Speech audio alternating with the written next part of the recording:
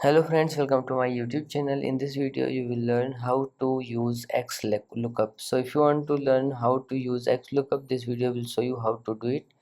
Here I have created this table: employee name, location, date of joining, total sale.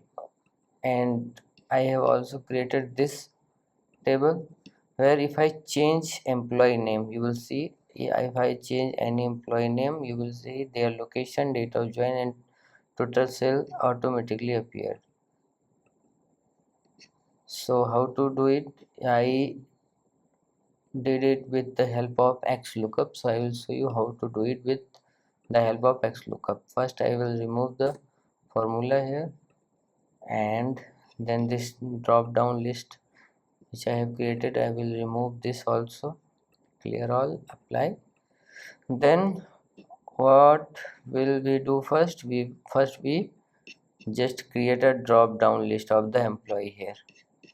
So go to data, then here you will see data validation, then click on any value, go to list.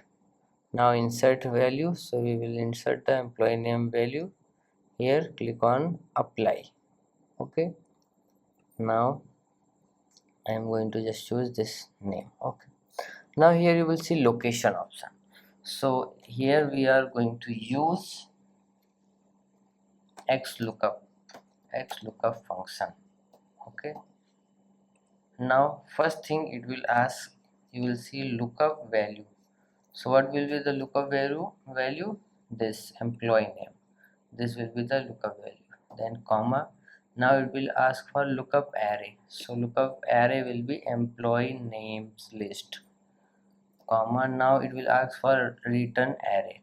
Return array means what will we want to appear here, or what will we want to allocate here in this cell. Okay, so we want to allocate this location, so we will just choose location. Now bracket close. Now again here we will use XLOOKUP. Lookup value will be employee name, comma, lookup array will be employee names list, then comma, return array, date of join. So we will choose date of join. Now bracket close. Now total sale equals to XLOOKUP. Okay, then lookup value will be employee name, comma, lookup array will be employee names list, comma, return value, return array will be total share. Bracket close. Now if I change, you will see everything will be changed. So like this you can use XLOOKUP in Excel. So if you like this video, please like my video and also subscribe my channel for more videos like this. Thanks for watching.